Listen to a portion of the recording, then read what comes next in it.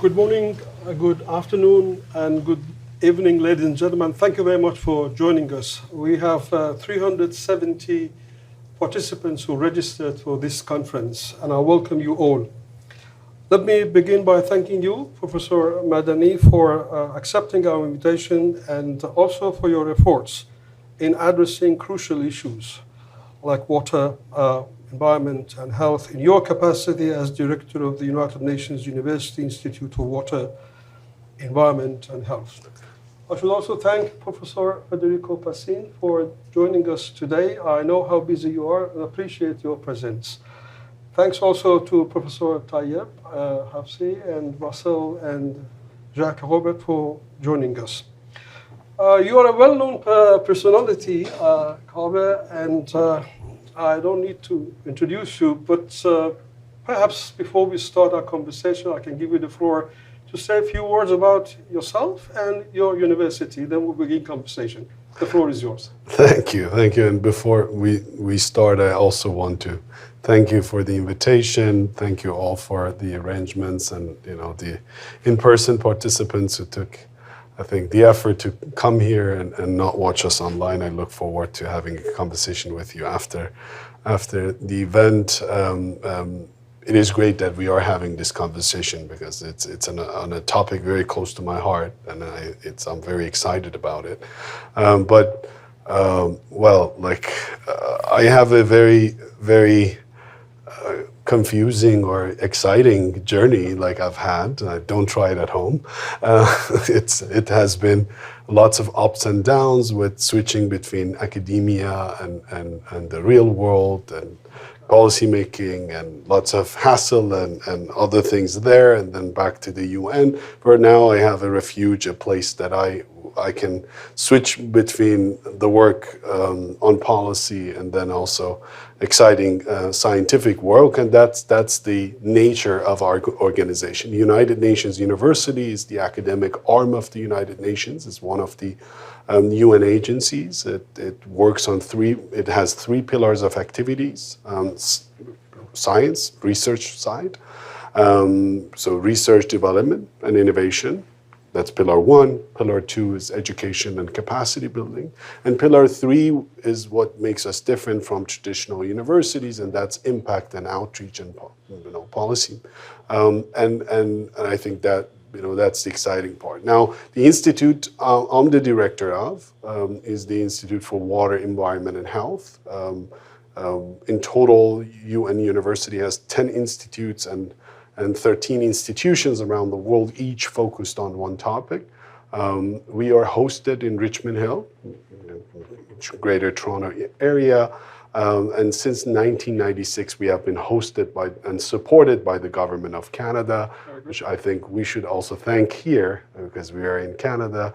They have been a tremendous support to this, and it's also reflective of Canada's, I would say, vision, because we've covered water, environment, health areas, which I think in today's world is almost everything.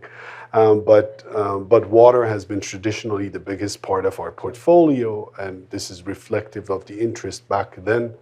And I think now, today, we know more than before that water is a very, very important topic. Thank you very much, Kaveh. Before we start, I'd just like to inform colleagues who are online, if you want to speak, you have to touch the yellow button so that I can possibly give you the floor. In your university flagship report, Global Water Security 23, assessment which was released at the United Nations Water Conference in March 23 in New York, you mentioned that the world is off track to meet its sustainable water goal by 2030. And you noted that 3 out of 4 people currently live in water insecure countries. Could you tell us, or at least name a few main reasons for such a delay, and what strategic measures you are taking to perhaps address the delay, and what role you think possibly the media can play to help? Okay, so there were a lot of questions, but remind me if I miss them in my answer. But let's go back to this report. So the UN Water Conference that happened last year, again, was a landmark event for the water community. The world got together after nearly 50 years to talk about water. We didn't have any high-level water event of that sort for nearly 50 years. So that was the first time? And that was the second time, let's say. And you know, thanks to the efforts of the governments of Tajikistan and the Netherlands that, you know, who supported this event, were the host of this event. I think we're back at the table to talk about something that has been overlooked. Now, when we talk about the SDGs, 17 United Nations Sustainable Development Goals that we have to deliver on by 2030, when we look at the progress, we are delayed on all, let's say. So there is a big fear that although we are so close to 2030, we cannot deliver on those. And this was a topic of the discussion yesterday and the day before, also in the UN headquarters in New York, the Summit of the Future that we can talk about a little. So we are delayed on those. But then on some, we are doing worse than on some others, right? So performance is not at the expected level.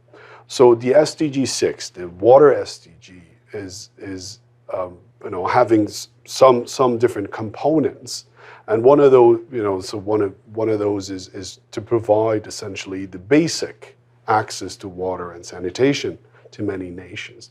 We are not there. Why? Because first of all, the world went through a pandemic.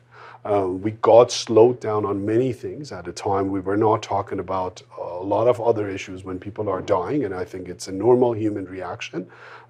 Thinking about tomorrow is not the major concern. It's about survival, right? So for a period, the world got paused, and we didn't make a progress there. The world is also going through a lot of financial issues and lots of wars at the moment. There's a lot of distraction. So generally speaking, we have problems, but these sorts of things that we are talking about, like providing basic access to water and sanitation, clean water, requires money, funds. And those funds normally are not available in the poor nations, in the South, many of the global South nations where people suffer the most. And that has to be provided by the richer countries if they believe in a shared planet, and the fact that, you know, a failure in one place can result in a lot of other things. And I think we have a lot of examples of that, right? We lost jobs, unemployment, migrations, all of those related to these issues. And that's why in many cases we have that issue. So lack of funding stops progress, and those are now becoming available. In many other parts of the world, there are other issues. In some places we have dams and reservoirs, but there's no rain. There's not enough water, where the planning was done in such a way that you know, overuse has resulted in water shortages. So people's lives are being affected. Agriculture is being affected, people's employment and livelihood is being affected. Climate change is a factor there. But comparing water to some other goals like climate change, for example, the world has paid less attention. And I would add that water has not been a concern of the rich nations, who also have a big influence on setting the policy agenda for the world. And I think that's one of the other reasons that we don't see a lot of progress there. Can you see media comes in and possibly bring about change in public awareness, and through public awareness, putting pressure on politicians and policymakers and stakeholders to see whether we can change? Because your statement is very, very strong. I know you said off track. Yeah, and I think, you know, thanks for the reminder. I should talk about that. Yes, so the media. We have to first start with raising awareness, right? So, you know, media is putting pressure is one thing, but informing societies. So we have I always say in the environmental game, unfortunately, we have a chicken and egg problem, right? So to have a society that cares about the environment and water and other things, you need leaders who invest in environmental awareness. And to have leaders who care about the environment, you have to have the society that is sensitive to those matters. And tell me now in this chicken and egg problem where media can play a role. Media can raise awareness, can bring narratives, can talk about those, provide the information necessary to the world. Yet the problem with a lot of media is that media is very reactive to what's happening out there. So you only hear about water when there is a big flood or a drought, and then it's less work related to these fundamental problems. Less editors are interested, if you're a journalist and you're writing, to these problems compared to a fire is happening somewhere. Some people are dying of air pollution in one city in one episode. So the media here can be a game changer to I would say provide to create attention to an overlooked but fundamental topic of water resources, and inform us about the connection of this issue to other things. So what we said in that report was not only we are off track, but the fact that we are off track in this particular goal would affect every other goal because water is connected to all of them. All of them, yes. And that's, I think, something we don't know enough about. Water problems are different from one region to another. In this country, where we have a lot of water, right? That's what Canada is known for plenty. But just right now that we're speaking, think about the water problems in this country in different places. We have had floods recently in many parts. We have farmers who have dealt with a dry summer. We have had wildfires, right? So think about, we have ice that is melting. The climate is acting weird. I live in Toronto. Toronto had the wettest July on record, so lots of rain, and so these are the things that we get confused about. And now, if you're in Alberta, this story might be different from Quebec, from Ontario, and that's another issue. Because then you need the media to speak the language of the people in that society. And a global report or something that I write here might be irrelevant in the Middle East or in Africa. Well, I agree with you that media reports will bring about change.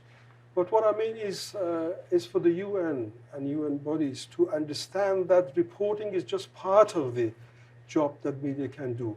Media should be a main partner, an actor within the whole act. Otherwise, it's not just to cover the news. This is what very important to recognize that role. Absolutely, and I think that's why we're here today, because of that recognition. But that is the issue. So where do you engage the media? And if you understand that you need them up front, even your storytelling, even the way you write that report can be different, right? Exactly. And I think that's something that we don't know about or don't invest enough in, right? So it doesn't mean that the UN system doesn't invest in I would say, public awareness or working with the media. But as you say, a lot of times it's downstream at the end of so my report is ready, now I put it on embargo, I reach out to the media and say, can you cover it? At the same time, a war is happening somewhere, something else, a forest is burning, people are dying in different parts of the world. People have there is also the attention span issue and the competition of the sad news in the world, unfortunately. I think we have lots of bad news to share, and humans have a capacity to absorb and pay attention to it, but also media has a limited space for it. I come back to media. We have a lot to say about that. But I would like to talk about other things. That in your earlier talk, you rightly referred to water as the most essential and pervasive element of life. You also shared concerning a statistic mentioning 15% of the world population do not have access to clean water, and 2 billion people are expected to live in dry areas by next year, 2025. And you said that there's a fierce competition for fresh water might well become a source of conflict. Ismail, the former vice president of the World Bank, also said the same thing, and he said that the wars on 21st century will be fought over water. And you also mentioned that it links with economy, it links with politicians, it links with food, energy, and everything. But this worries us that water may also become a weapon in a way or another. But you also mentioned about partnership, about cooperation, about hope. There is some worrying and warning statistics, but do you think we shall expect war really on water? And also again, what can be done?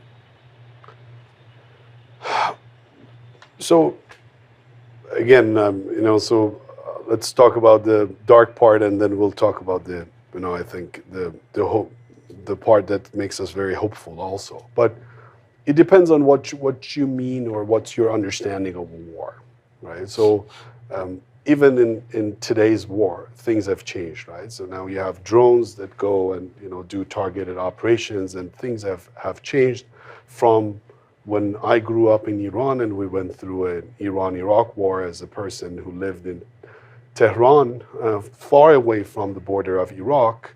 I have still nightmares of missile attacks to Tehran and my neighborhood because I've seen those things, and I can remember some of those explosions that happened, and I was a 6-year-old at a time. Things have evolved, right? And my experience is nothing even comparable to what's happening and what the kid in Gaza is experiencing, or people in Sudan, or so things are different, and our understanding of wars are different. An understanding of an American teenager of war is like troops going to another part of the world to save the planet. So it's very different for people, like what we understand and expect from war. If we think that there would be tanks and missiles launched to get access to water, we might be a little wrong. So that's not the type of war we are talking about here. What we are talking about here is what's already happening. It's about commodities. What do you need water for? To produce, to create jobs and to produce products. 70% of the world's water is in the hands of the farmers. And food is the main product of the water sector. And tell me what happened to food after the invasion of Ukraine, for example. So the food supply chains in the world are being affected. When we become restricted, when we have more limited resources, the supply chains of the world would be affected. We remember this during COVID-19. That's right. This country had problems getting masks, and access to some elements that were needed from a neighboring country that has been a friend for many, many years. At the time of pressure, your friends can be turned into your enemies or strangers. And those things are happening. Also, there are, sometimes, strategic thinking about what to do with your transboundary water. This is something we see in the mostly in surface water systems, where clearly you see storage systems are being built, dams are being built because countries want water to not to flow outside their borders. They want access to water. We have ongoing wars at the moment when it comes to that, especially for neighboring countries. So Iran and Afghanistan are fighting.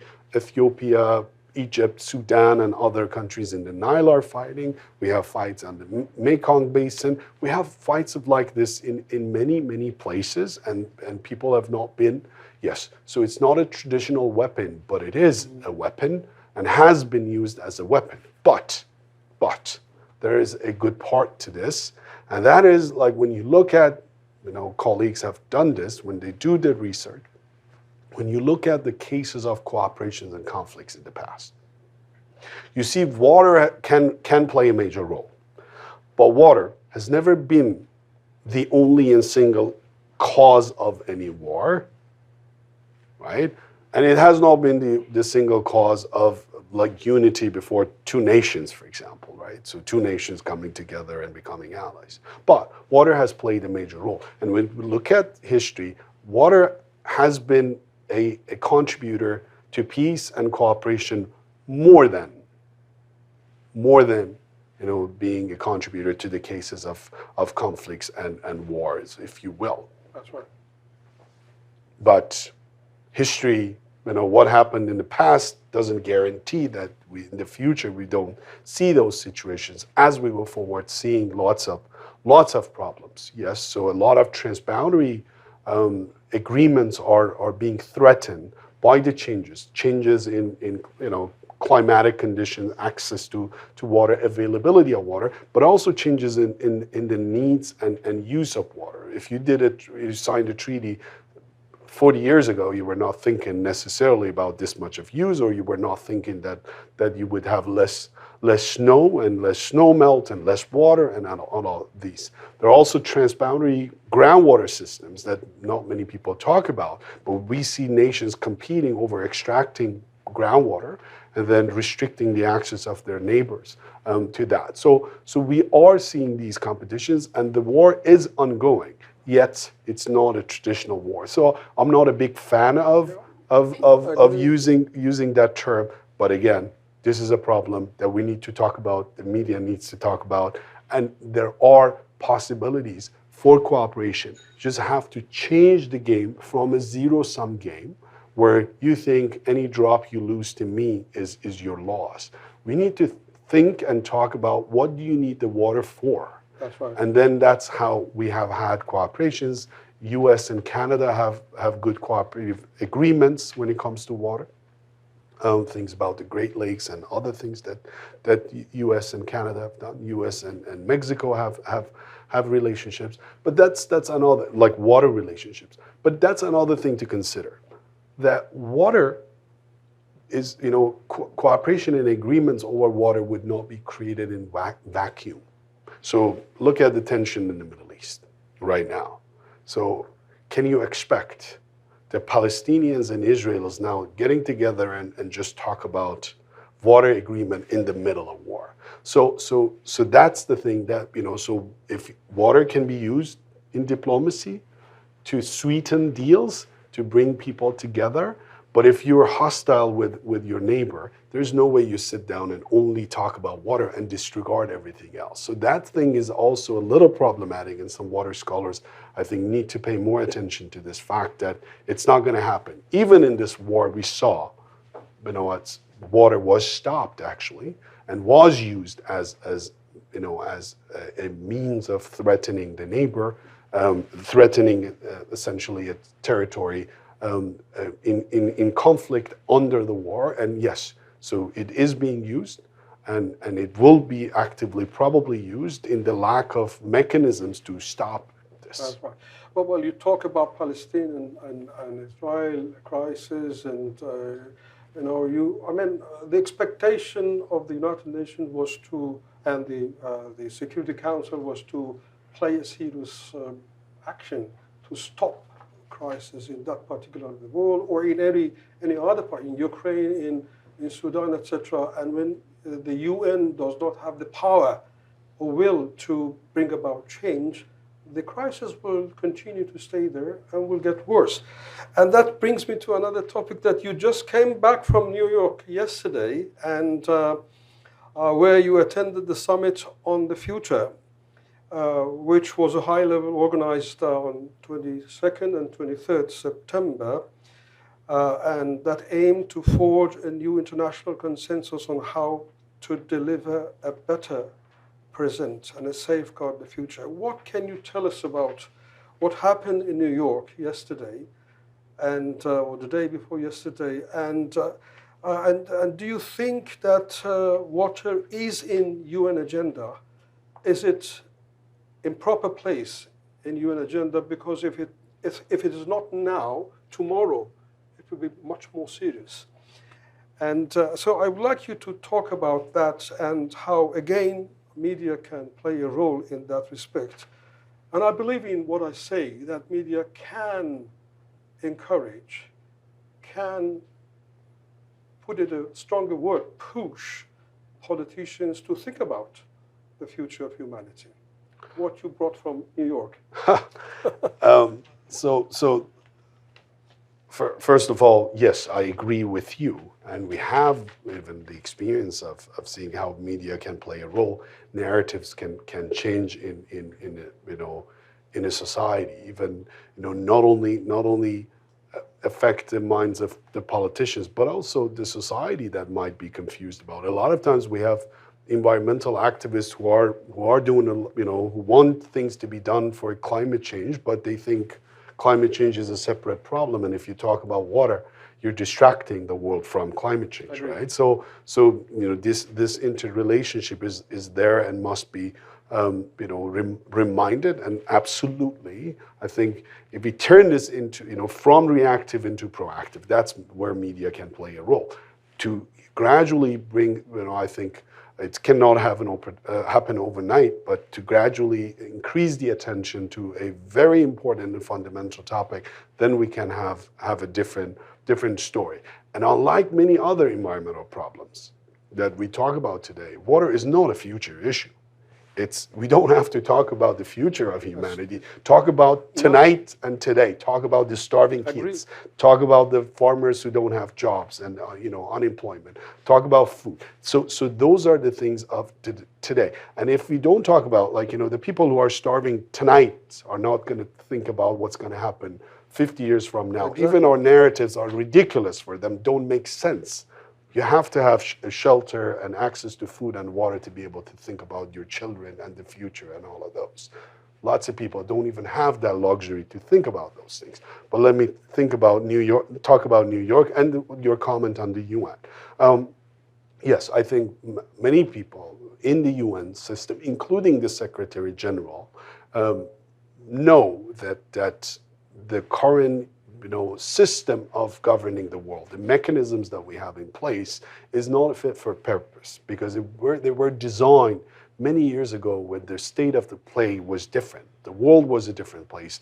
The countries were different. Hegemony and all those issues, power balances were different. And we have now a different world. This is a reality, although many nations, including some of the, I would say, advanced economies or powerful nations don't like to admit or appreciate. The world has changed, and the UN is a facilitator, is a convener,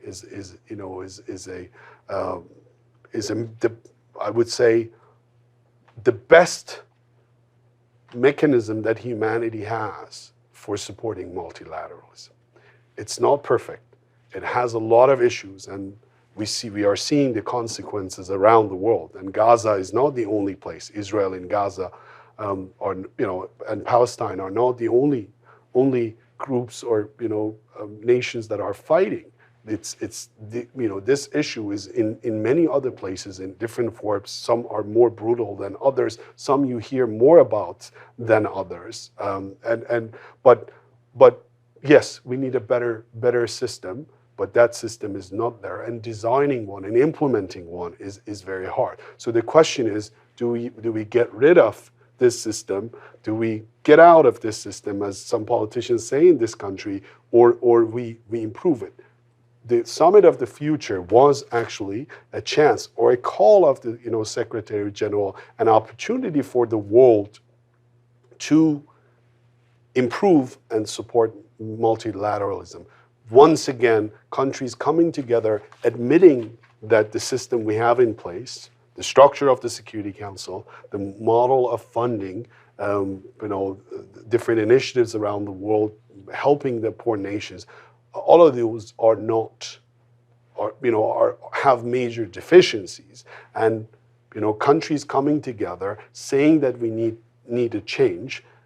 We need to do things differently, and also saying that we are behind when it comes to the fight for climate change, justice, and lots of other issues is a success. So it's considered a landmark event that would hopefully have an impact in the future. We have had a lot of those big events in the past. We keep talking about the Paris Agreement, and we expect something to happen. Have we had success? Yes. Could we do better? Absolutely, way better than this when we haven't done it. So you know, and I think I like to say one more thing about what was so special about the Summit of the Future, and that was related to the youth, recognizing the fact that that world that we are dealing with today is not ending when we die. Our children and the young generations are the ones who inherit this world with all the complexities and all the problems that have been created as the unintended or intended consequences of our decisions. Okay. And if they're the ones who have to bear the cost, they should also have a say. Like their voice should be heard. And I think this is another thing that we talked about. And then one other thing which was very important in this case was the future of AI and the world of data. So it's fourth industrial revolution is happening, and AI is a good friend of us, but it can be also a good enemy. Data as well. And do we have regulations in place to deal with it? And we don't. And again, recognizing this gap and wanting to do something about it is a success. And that's how things evolve in when you have so many nations together with different interests, different problems, and so on. And I think we should congratulate the world and the member states for coming to this agreement, but we should also know that we can expect more. Yeah. So when I led a delegation to one of the COP negotiations, climate change, and this was part of my statement that we get so busy negotiating targets and ambitious targets and talking about those that we forget that we need to also take actions. That's right. Right. So the world is focused on. But I noticed that you are signing agreement with governments in different countries and trying to help governments to address the issue. And I noticed that yesterday you signed with one of them in Tajikistan, and many more to come. Absolutely. The floor is open for any colleagues in here and as well as those online to make a comment. But I would like to mention another point that you mentioned. You have been an advocate for a new concept, water bankruptcy. And this is a term that you have coined for referring to today's state of water in the world, water bankruptcy. What do you mean by that? And what does it make different? Because you could have used water crisis or water scarcity. What you use this word? And again, I want to go to the media and say what media can do in that respect. What did you mean by this word?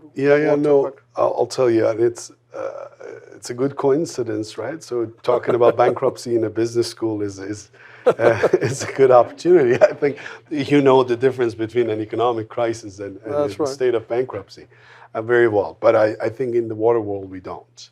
The term water bankruptcy is not new. Actually, I was looking at the literature. I found something in the 1800s. Someone had written something about it, but it meant a different thing in that literature. So the term, putting the two terms together is not new, and some of the scholars, including myself and students, have used it for referring to cases where the demand and consumption is more than the available water. But today, what I mean when I talk about water bankruptcy is different. And let me tell you, I was one of those who kept writing about water crisis, right? And once I was, working with a documentary filmmaker because I like to work with media, and he showed me some segment of an old documentary, black and white.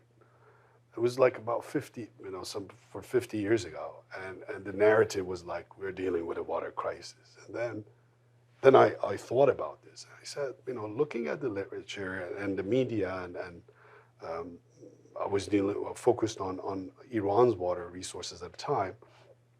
So then I had this question of, like, okay, which can you be in a crisis forever? If you're in a crisis forever, that's not a crisis. That's a new normal. That's your condition. And if you keep using that term without any responsibility, water crisis, economic crisis, social crisis, education crisis, that the world crisis loses its value. Crisis is an extreme situation, state of emergency that brings all the actors together, and the actors want to put their forces into restoring the system, going back to where they were, mitigating the situation. Now, let's see if this is valid in the case of water. No, it's not, because we're dealing with nature. It's a dynamic state, and lots of things are changing. Climate change, also, like, your actions, the anthropogenic impacts of human, and the nature itself is changing. So, this is one thing to consider here, which I think creates a difference. So that means that the systems in many cases are irrecoverable, and that the impacts that have been there are irreversible. Why is that important? Because if you are only thinking about the crisis and restoring the system, you are telling the message to people that you can mitigate the situation, yet the situation is your real situation, and it's your future situation. The future is even worse than today, if not the same. So you also need to adapt to the new situation. Let me go back to the case of water. So the case of water bankruptcy. So, the checking account. Checking account is your rain and the surface water, the water that you get recharged every year, every month or something. That's your checking account. That's the salary you receive. You have a saving account, your groundwater, the fossil resources, the resources that you have inherited from your ancestors and the previous generation.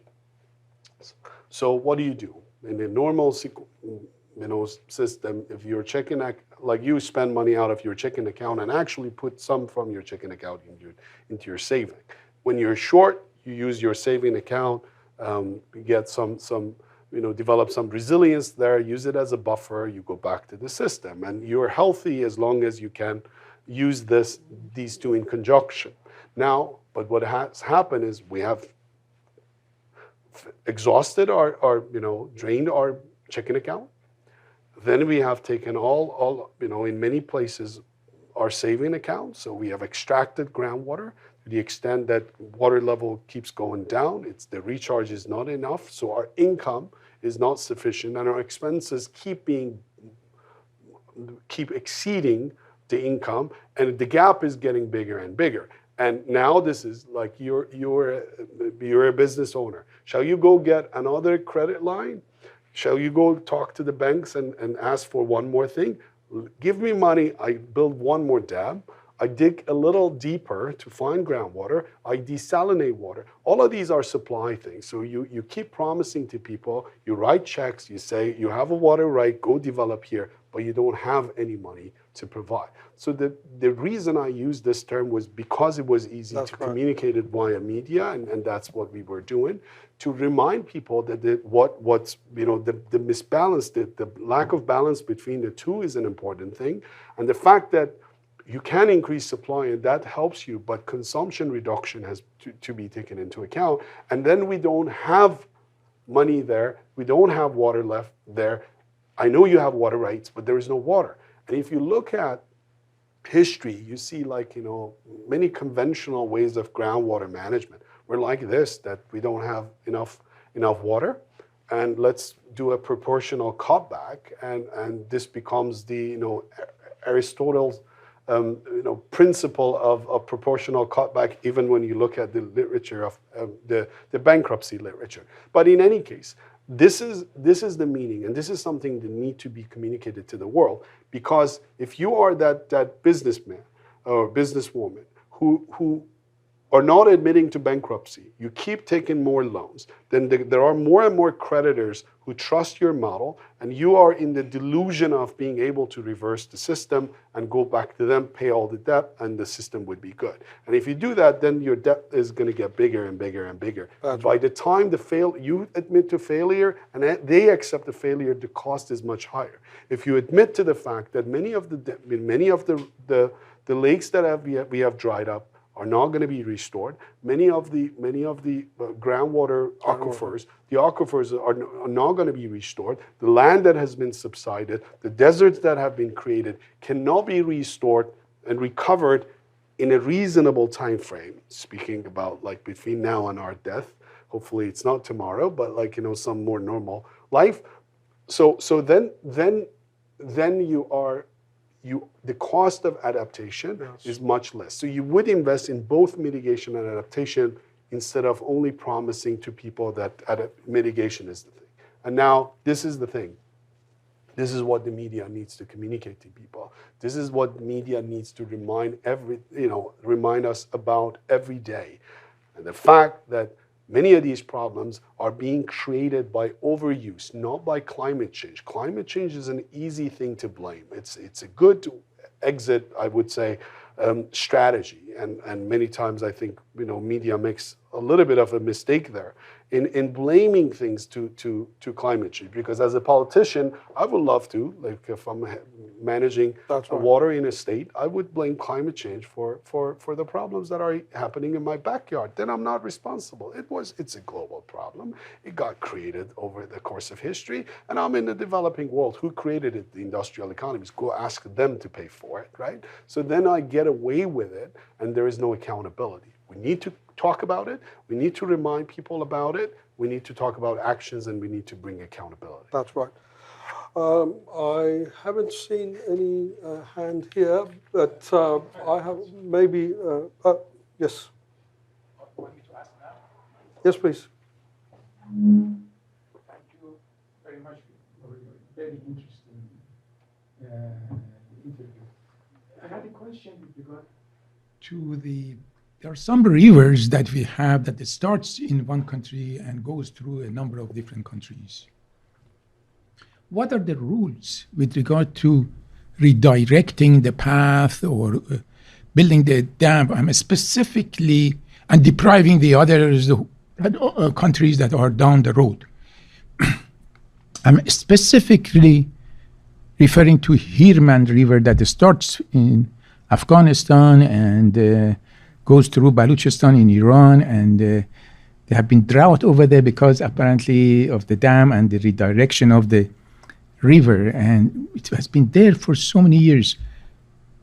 Does the UN has any power in this situation, and what are the rules, if you can a little bit elaborate on that? Yeah. Thank you. Thanks for the good question.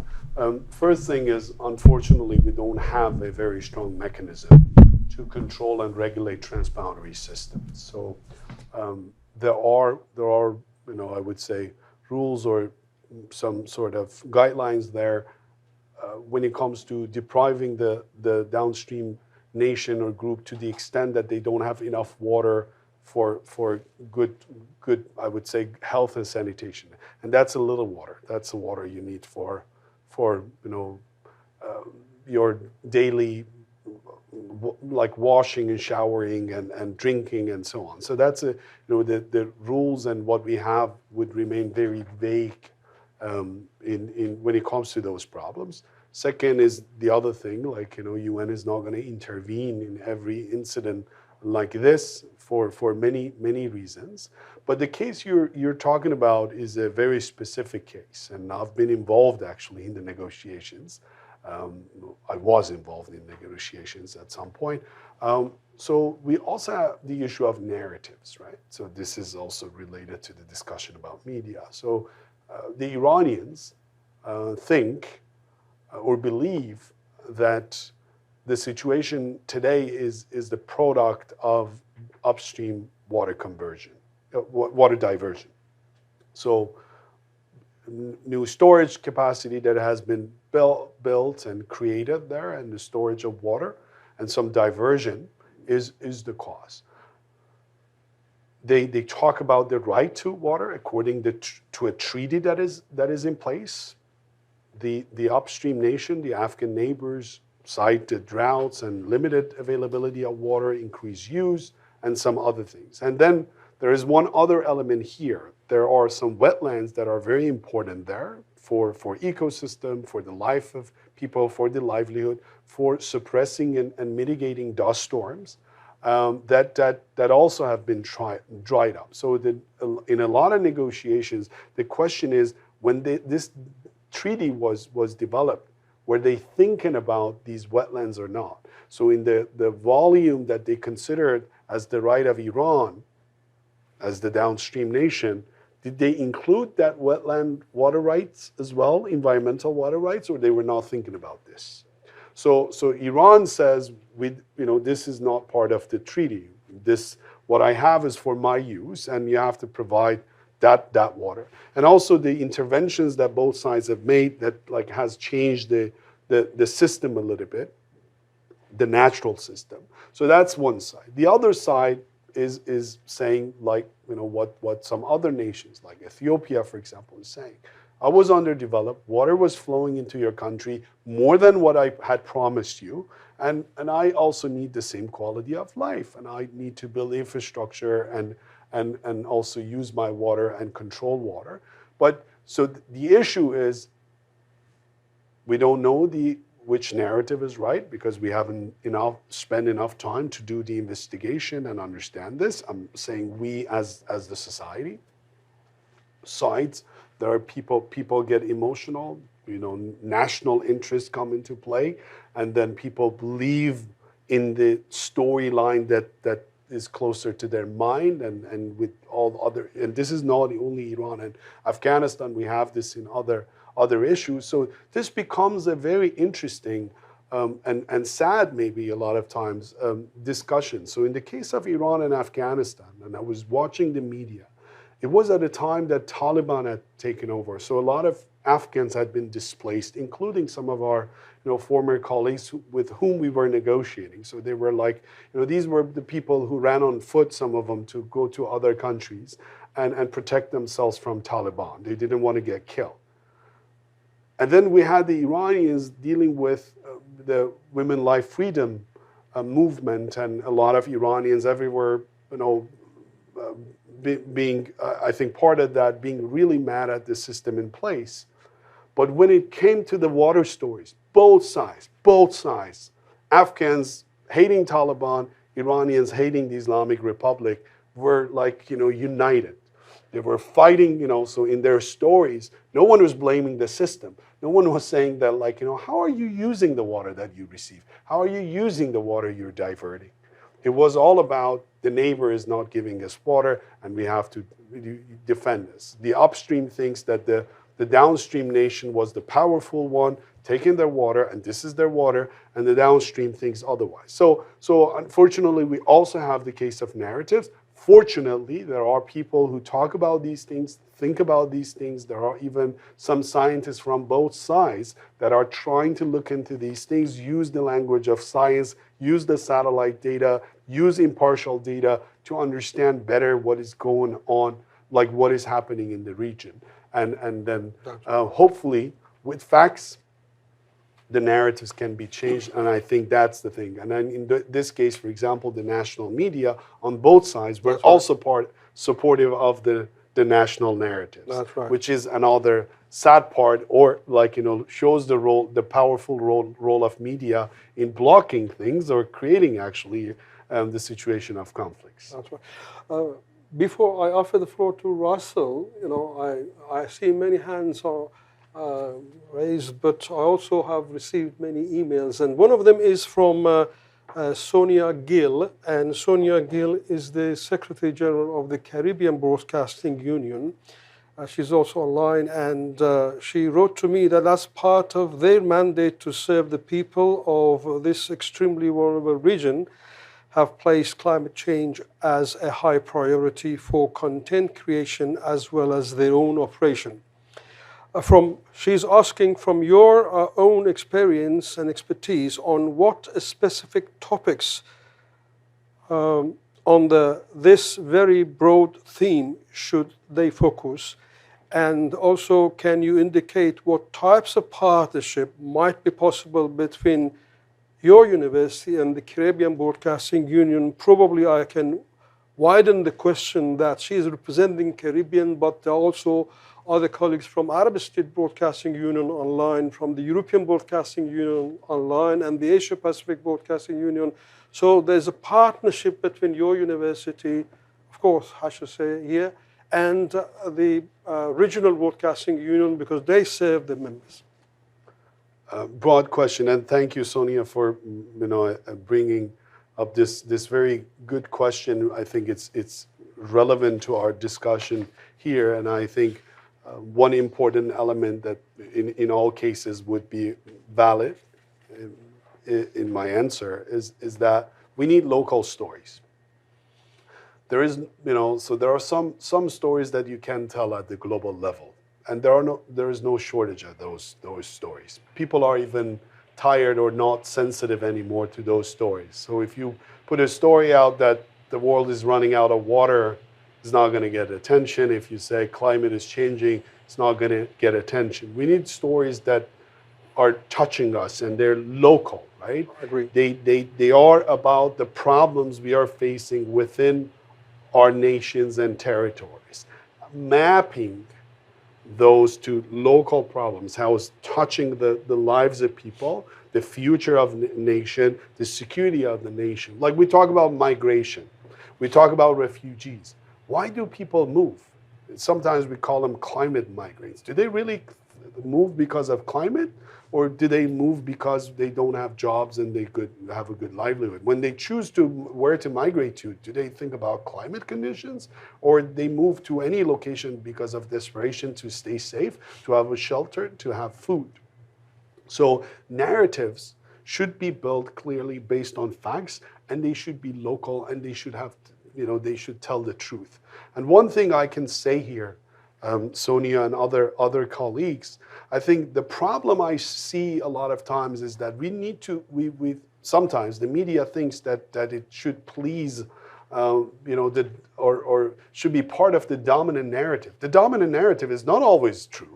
It's not always valid. It's okay if the journalists in the US or Canada want to talk about climate change and blame some problems on climate change. And some state leaders don't want to take responsibility for the floods and this and that in Europe or other places. But the media can be different, can talk about the real problems. I tell you my story. When I was negotiating on climate change, of course, I go to the international podium, I talk about climate change. That's a global concern. We are saying, yes, climate change is valid. My nation is also a victim, and we need to do this and do that. But then I also was questioning, so where is water in the Paris Agreement? Why are you only talking about energy? And for, I was coming from Iran. Yes, fossil fuels are problematic. We know how they contribute to climate change. But Iran is not the only, is not using all the oil that is being produced. The oil was even discovered by others, and it has been used by others, and it's being exported.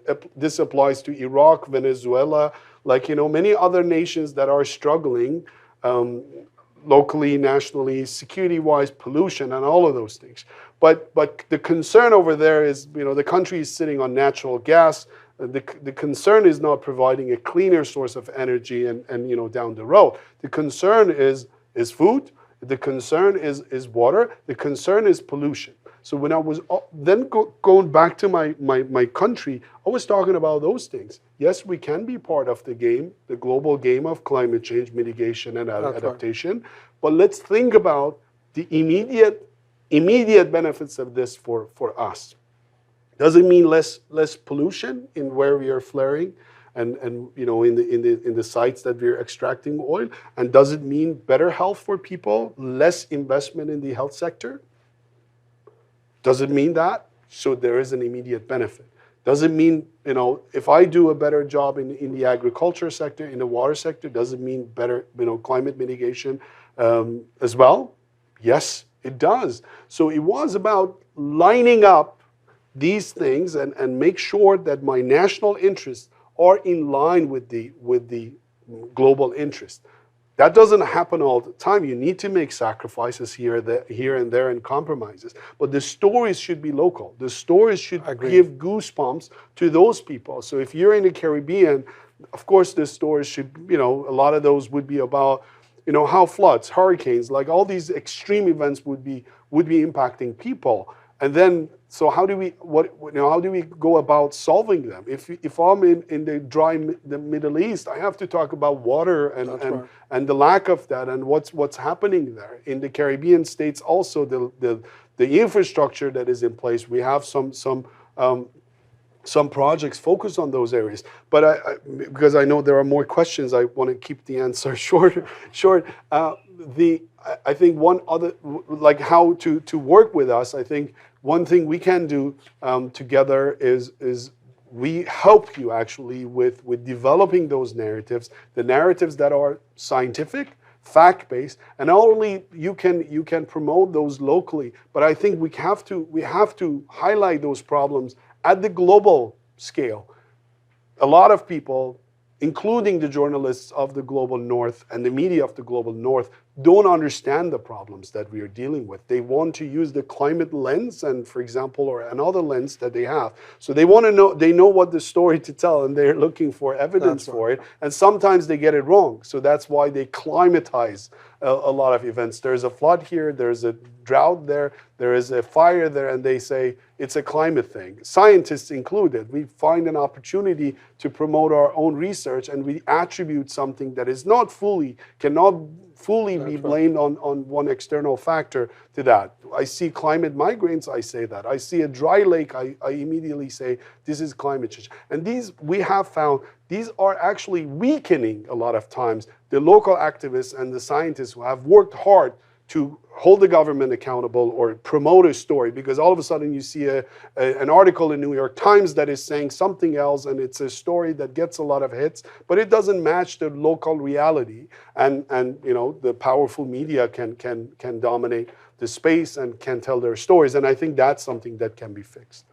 Well, I may add to what you said, to not only to respond to Sonia, but saying that we have a plan together with Kaveh and United Nations University and HEC to come up with a strategic long-term partnership with regard to this matter, and try to train broadcasters in different continents through the Arab State Broadcasting Union, the other unions, so that broadcasters understand the topic and can tell their local story. I had the same question from Nepal, and they have a community, more than 700 community, they say radio community in Nepal, and those are communities dealing with local people in Nepal. The same in Indonesia, the same in Sri Lanka, the same in other parts of the world, and those community multimedia centers can tell the story locally to the local audience. Russell, you have the floor. Thank you for that. Thank you, Kaveh. Professor Madani, it's very interesting. First off, I'd like to continue your train of thought about local stories, media narratives, and how to make them more effective. My first observation to myself is I never really think about water until things go horribly wrong. And I think that's one of the main challenges with the media narrative and stuff. And I was wondering, you mentioned that there's a desensitization and therefore a need to make stories more hyper-local or more local, and to avoid the idea of as you said, climatizing problems that leads to a sense of helplessness or paralysis. And I was trying to think, as you were talking about, how does a city deal with this? Because if water is considered, as you mentioned, it's part of the infrastructure, so it's something that's just people don't see it, and they assume it works until it doesn't. Where like you mentioned, Toronto, it's like a flood of. You had rain of 1 month in 1 day and that kind of stuff. Then people think about it, and then 3 days later they don't think about it anymore. So I was thinking, how does a city deal with this kind of unseen problem? And I'm wondering that when people assume it works, a city I would say, it sounds like they have two approaches. One is the message itself, and then there's like an but a parallel action to actually just get the job done. And I'm wondering if, as you're mentioning that a powerful message doesn't seem to be working, maybe a less powerful message or a lower profile narrative may prove more successful. And I'm wondering what do you think about that? I mean, you have more experience in this field, and I'm thinking a city just gets it done, and then they fix the sewer pipes or they get a new water source, and they tell a few people, but people don't pay attention to it. But if we go back to your point about accountability, the city feels accountable, and therefore they just do it and have a separate media message in parallel. So I'd like to hear your thoughts about that. Thank you very much. Amazing question. I don't know. Like I think we have to have a very long discussion about how things can work, and a lot of things that work, and media impacting society. They're also luck and circumstances, and they're not replicable, right? A lot of times, I think we talked briefly about this a few weeks ago. So there are best practices that you can share with people. It's like in marketing, they don't always work. Yet just going back to what you said, yes. So we have two issues here: the society and the policymakers are responsive to extreme events. So one of the first paper I wrote after coming back from politics to academia was about water, and so it was like something like what doesn't kill you, it makes you stronger, but it was like, what doesn't exterminate your system makes it more resilient. And the argument was that actually the improvement that we have in the water sector are just the product of the extreme events. So we need those extreme events like floods, droughts, and so on to be able to make a progress. But hopefully they're not strong enough so that the system would collapse. That's sad, but that's how it has worked. It has worked because with every extreme, there's the inefficiencies you have in the system act as your buffer, help you to an extent, the water losses and so on, and then you can take advantage of those. But why does that work? Because the society gets ready. Because the political cost of change and reforms drop, right? So thinking about the policy agenda, no matter where you are in the world, you don't have enough space for everything. You don't have enough resources. Your policy agenda has limited items. The way you prioritize things is based on the sense of importance and urgency. So these are the two attributes. Water, is it important? Depends on where and compared to what, because I'm a policymaker and I'm also society. If I'm in where there are no jobs, there's no housing, I have defense issues and health issues and housing, then water is not even an important thing, let alone it's not urgent, right? So water is relatively an unimportant thing. That's where media can play a role to remind us of its fundamental importance. Also think about the urgency. It's never urgent until the next drought. The problem is that it's cyclic. Like after a drought, we get a flood. And then people forget, and people have a lot of things to deal with, and policymakers as well. So the society would not ask for it. Media even forgets it. No one writes about it. Now, if I'm a city planner, if I'm the mayor, if the council, would I be okay? Would I risk increasing the fees and asking for taxes because I think about your future? Because a consultant or a scientist has told me that if there is a flood of this size, then your city would get flooded and you would, this highway is going to get closed. Would the people take it from me? They won't. They won't. Now this is, I think this is the issue. So the common practice is that your life in politics is longer if you don't go after radical reforms, right? So you don't want the radical. If you like radical reforms, then you're not a good politician like me. You end up in jail or have to run away or change your, group and switch back to academia. But so the radical changes are not welcomed by neither side, right? So that's the first thing. That's the reality. So don't ask for a fundamental reform if you want to help the climate change fight. Actually, when you do that, when you're asking for extreme, that's not going to happen. But then the other thing is the storytelling and how you tell your stories. So in this country, we don't Do we talk about climate change? Yes. Do we have? Does this country have a minister or you know, even a government that cares about climate change? Yes. But here in this country, farmers also feel marginalized. Are farmers benefiting from the fight against climate change? Yes, that's one of the first groups that, but the stories have been told in a way that farmers are thinking they're marginalized, right? If you keep talking about carbon tax and don't connect it to other things, then the conservatives who are in any society, in most countries, the ones who are close to the farmers, actually block you. So that's why I think the stories also should be told differently. And you have to talk about the co-benefits and how this plays a fundamental role. You don't need to, if I'm doing this for the city, I need to first talk about how it benefits the city, not how it benefits the globe, right? I know we are in a shared planet, but the way it works is I'm paying my costs locally and I'm paying my tax locally. So I got to understand how this is going to benefit me.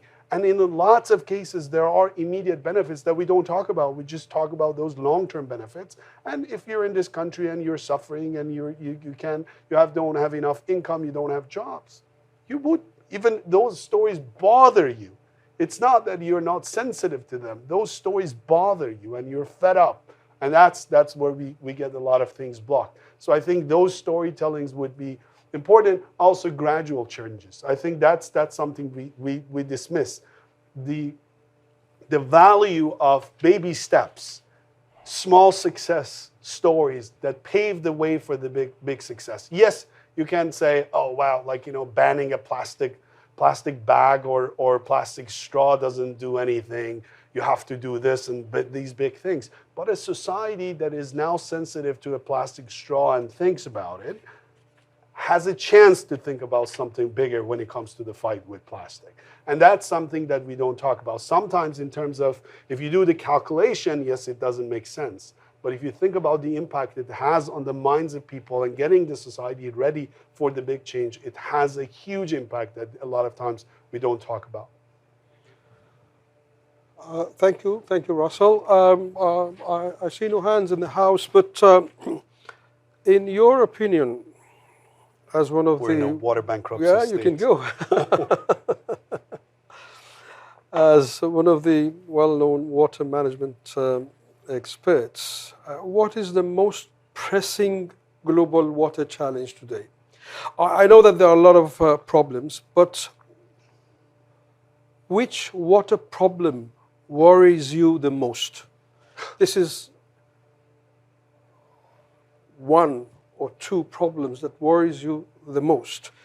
And a few years ago, you were one of the three experts who briefed the UN Secretary General, and you told him about the problem. And I don't know what was his reaction, and is really the problem is resolved, or is possible to resolve the problem, and so on. So as someone who is not expert in that field, but understands media, again, I look at media. They can make an issue. By investigative journalism, by public awareness, the same as they did for the COVID-19 when it happened. What is the most important problem that you think? The most important problem is that I think is that the problems are not the same.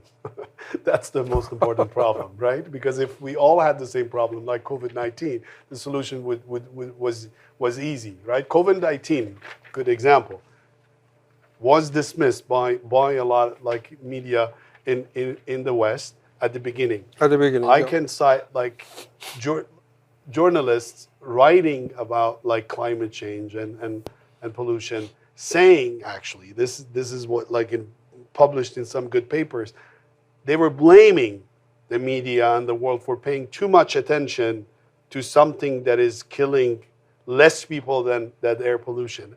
And then they were saying that if you keep talking about COVID-19, then you're marginalizing climate change and the attention to climate change. But at the end of the day, public broadcasters help solving the problem. They were the one who fought against the fake news. They were the one So who. what I'm saying is the global media, Western media, talking Okay. about at a time, this was a Chinese problem, that was an Iranian problem. Then it came to Italy, it came to the U.S., then it became the global problem. the global problem. So no action until your loved ones are under threat. This was the reality. It's not too long ago. This is a reality that we have. So keep that in mind. Our problems are different in different countries. So what I told the Secretary General, so of course, the obvious ones are the problems of lack of clean water and sanitation. Again, the COVID-19 problem. What we were saying to people, wash your hands and keep distance, social distancing, right?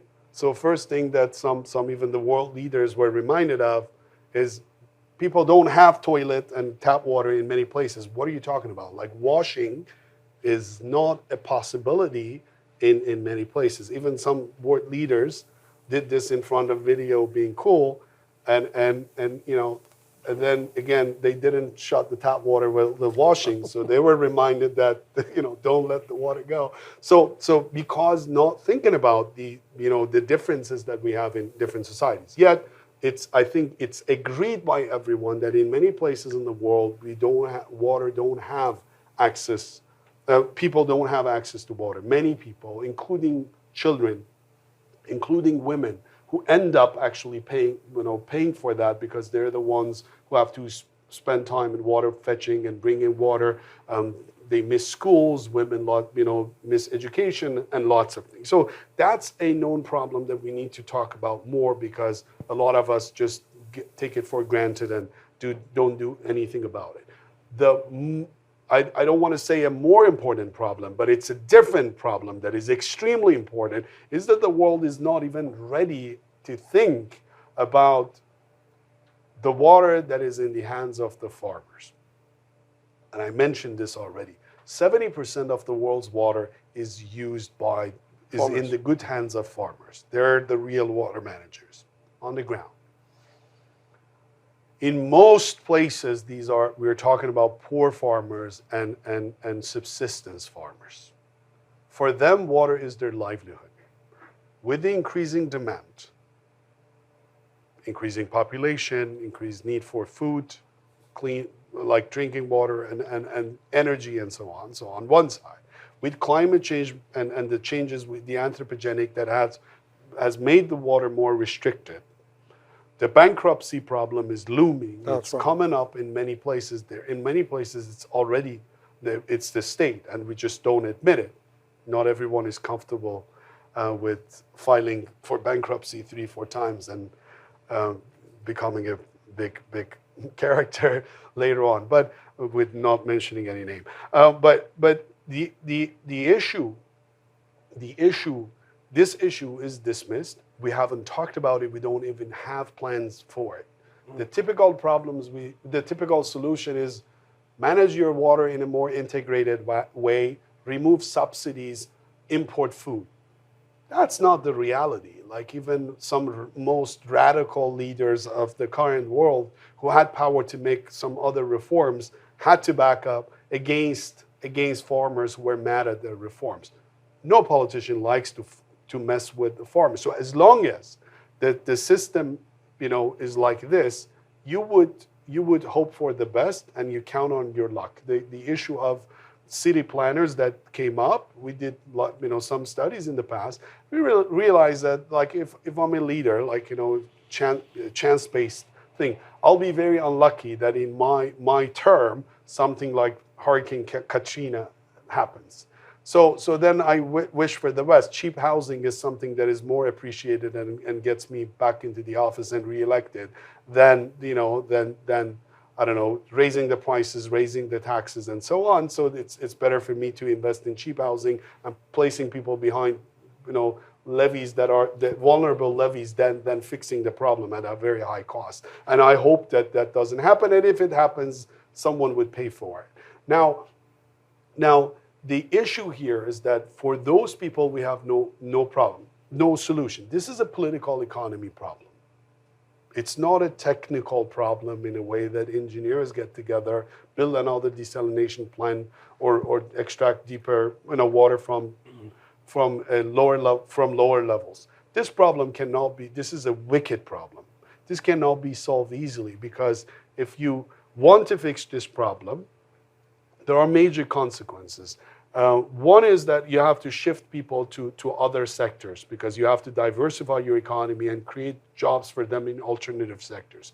Many nations are poor and cannot do that, so that there is no even opportunity for them to do that. Some others under sanctions or wars with the rest of the world, they cannot do that.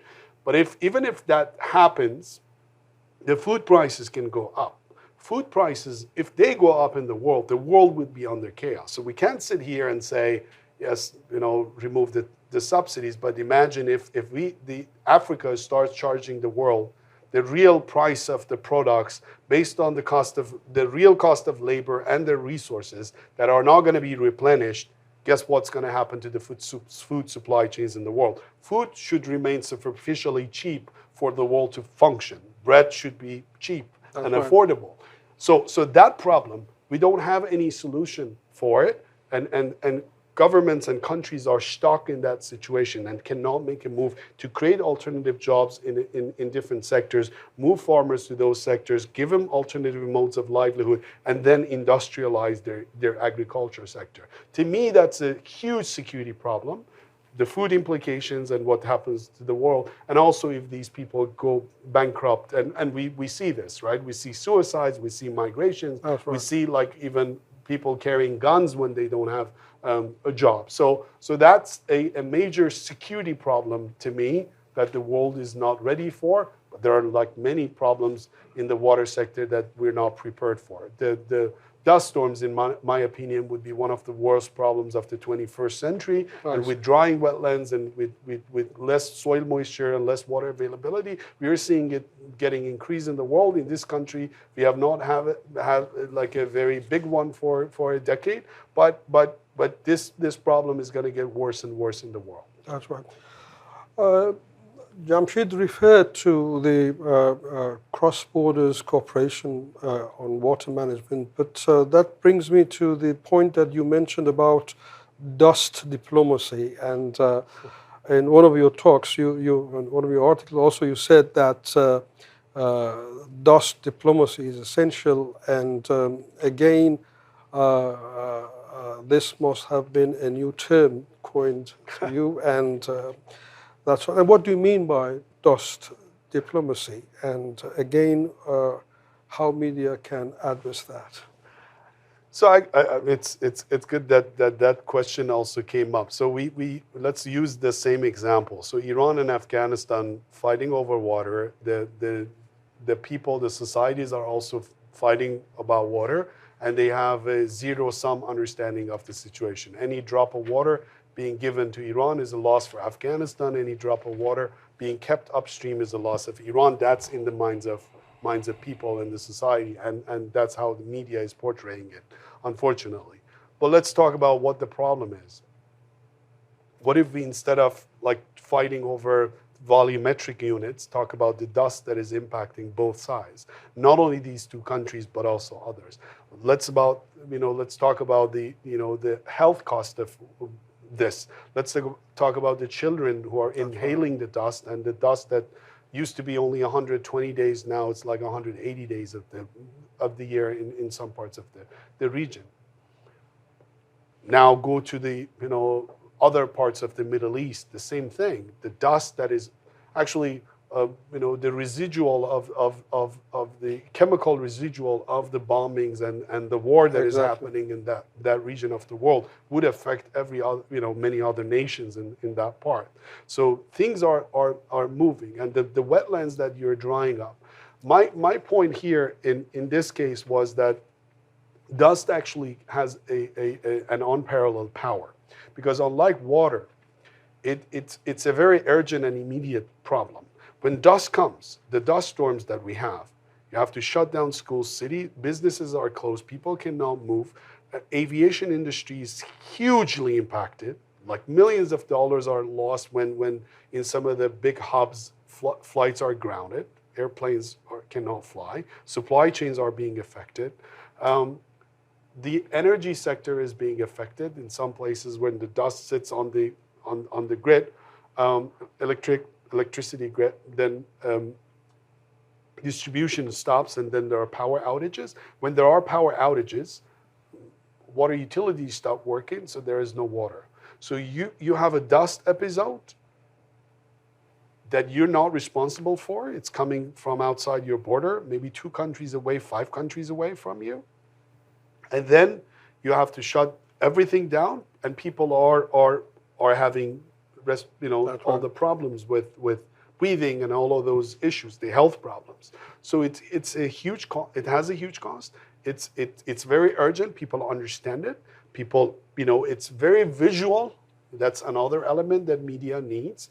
And so it can get them together. And indeed, we have had some conversations. Yet, this is again not a problem of the global north yet. So we don't see the world talking about it, except for some nations that have their concerns, getting worse and worse. But soon, the dust in the Middle East would come toward North Europe. Right now, it's affecting Spain and other places, but it's going to come further up. The dust from Sahara in Africa is affecting Florida. The dust, and Dust Bowl, like what, actually Canadians and Americans, most living people don't remember that, but that's a huge and serious problem. In my opinion, that is a good way. It's a good problem for bringing the nations together, because it's not always about give me one more drop of water. It's about better wetland management in your territory, which should benefit your people. Better agricultural management. And I'll stop here. We have 9 minutes to go, and I have received a few emails from colleagues online, but Professor Tayyeb would have priority. Thank you very much, Dr. Madani. Pleasure. It's a pleasure to listen to you. There are so many insights. I was wondering, listening to all these things that you have been telling us, if I should go out of here optimistic or pessimistic. We're dealing with very fundamental issues. Water, environment, health, we could add energy, and many, many others, for which there are so many stakeholders, so many different interests, with issues that are, you said, local, and issues that are global and all mixed up. And here you're in the business school, so we're concerned about how all these things are managed, and we don't see much of management in what's happening in the world. So please tell us, should we leave from here pessimistic or optimistic? Very brief. Realistic. None of those. I think it's be real. Just understand what is possible and what is not. We have a lot of problems to deal with. Humans have been smart, have been able to develop resilience and resolve some of their issues in the past, yet understand the reality that we could get vaccinated very quickly. We die less than those people who, although we claim that the virus would treat all of us equally. No, that was not true. So understanding inequalities and the differences, and I think be an agent of change. Talk about the reality. Don't get intimidated by the dominant narrative. If everyone is saying something, it doesn't mean like we're part of the elite group if we just repeat it. Right. And I think that's the trap we should avoid. And we should tell our students, we should tell people to be, I think, like aware of those, to study those differences and understand those differences, to be able to help. Just becoming an activist is not the way to go. If you're an informed activist, you can make a difference. That's right. In the next few minutes, perhaps you can say yes or no, or you agree or no with me. And I have received some questions. One point I've I've been a victim of interrogations in the past, so I'm good. One of the points that our colleagues mentioned to me is that investigative journalism and watchdog role of media to expose problems, mismanagements, wrongdoing in water-related issues, and holding policymakers accountable for water-related policies and industrial water pollution might be helpful and effective. Yes, you agree with that? Absolutely. You see, it's in a democratic way I asked him to say yes. You know. It's a typical democracy in some countries. It's a good democracy. You know, we guided democracy first out there. Yeah.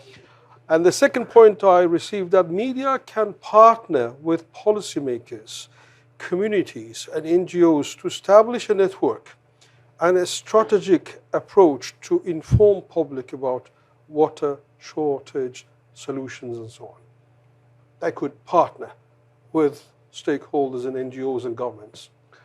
Yes, but it should be healthy and ethical, right? Partnership with policymakers is a little bit of, yes. You know, so I think as long as it's ethical, it's not driven by, you know, one of the things unique about us is that in our agreements, we keep our impartiality and exactly. take advantage of the UN immunities. So that's, as long as we're ethical, the partnership is yes. helpful. There also another email that media can involve celebrities and influencers that can attract more attention to the issues. You would agree with that? Absolutely. Understanding also the differences of the world today with the influencers. And they talked about social media and the great impact that social media can have on societies, the public, and so on and so on. And I think that itself requires a conference to look at the social media and digital media and how we can proceed that. The next question is about schools and universities can play an important role in awareness building among families, among communities, integrating water conversation topics into the curriculum of the students, schools and universities, engaging students in projects related to water, and arranging water-related competitions, award, etc., articles, etc. I think you don't have objection to that. Again, in a democratic way, huh? Absolutely. Okay. And of course, one of the things that we discussed with Kaveh is the partnership between HEC and the university in research projects that could help societies and different topics and all that, in addition to partnership with broadcasters, media professionals. And I'm saying this because Professor Passin is here. You know, at the end of the day, he has to say yes. Professor Passin. Thank you for a very interesting presentation. Do you think universities should do more about preparing the next generation of leaders and citizens? Be more focused on research, or better communicate and try to influence policymakers with what we already know? I mean, I think we normally have to see the balance between the three, yes. right? So we don't want to compromise on the quality. Research is fundamental. We have to always actually. It's very healthy if there is a gap between what the scientists think and what the society thinks, because by default, I think scientists should be a few steps ahead. But then, you know, also look back and try to work with them and make sure they're on board. A lot of times we also get the problems, wrong because there is a gap there. We want agents of change. We need more of those. We need those who are informed and understand the reality out there. This has been actually our new mission, something that I've been trying to do, saying that we have to take the UN to the university system, be present there. And actually, many universities now have incubators and accelerators for those who want to become rich. Do we have accelerators and incubators for those who want to change the world? We need those. And I think it would be extremely helpful to create those opportunities for people who are interested in international development, nonprofits, diplomacy, and so on, to train, I think, those sorts of people. Very good question. And I can say that this conference actually is the beginning of a long-term partnership between HEC and United Nations University. And we are going to have a strategic approach from now or until 2030 together with HEC and together with the United Nations University. And this is just the beginning. And what's mentioned here in partnership with the Regional Broadcasting Union and media professionals across the globe actually are included in our strategic approach. I have also taken note of all emails that you send me, all messages that you send me, and I can assure you that we will respond to that. But the conference will not end at this stage. I have to request Professor Passin to come and together with Professor Madani to sign the joint declaration. This is a joint declaration between two strong partners, HEC and UN University, and then there will be a press release follow-up. So stay online, stay with us, and join us in this signing ceremony. And I say goodbye to you, but I invite Professor Passin to come. And thank you, Kaveh, very much for the good work that you have done. Perfect. So, Professor Madani, dear colleagues, first of all, congrats for your great presentation. I really love your idea about incubators for those who want to change the world. At HEC Montréal, we have, of course, incubators for startup, but also for social innovators. But that would be a really great idea to implement. Sincere thanks to Associate Professor Kaveh Madani and other colleagues that are here today. Thank you for the International Business Department and Management Department for helping organizing this event today. HEC Montreal strategic plan underpins our will to be increasingly attuned to the needs of society, continue striving for excellence, center student in our action, but also enhance our impact on society. It is therefore only natural for HEC Montreal to sign this joint agreement with the Institute for Water, Environment, and Health of the United Nations University. I'm convinced that by joining forces, we can help bring together the best talents to raise awareness, but also support the global transition toward sustainability. This agreement with this prestigious university, United Nations University, consolidates HEC Montreal's position as one of the world's most active and ambitious business schools in the field of sustainable transition. I'm really looking forward to what we will do together. Once again, I reiterate the satisfaction of the entire HEC Montreal community in joining forces with this institute for the good of humanity. On behalf of HEC Montreal, thank you so much. Thank you. Thank you so much. Okay. Thank you. Thank you. It's very exciting for us as well, and this is a new chapter for us to have a partner that is, one of the world's best in the business world and also business education and also working with media. Sure. Okay. As we sign? Okay. Okay. Okay.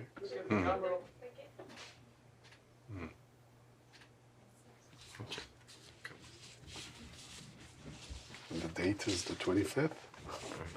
Could we date it? 24. Oh, shoot.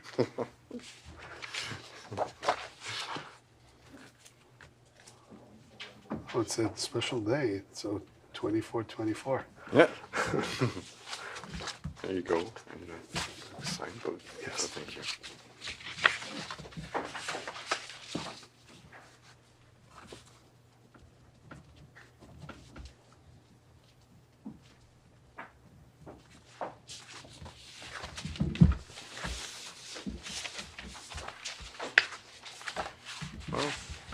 Thank you so much. Thank you.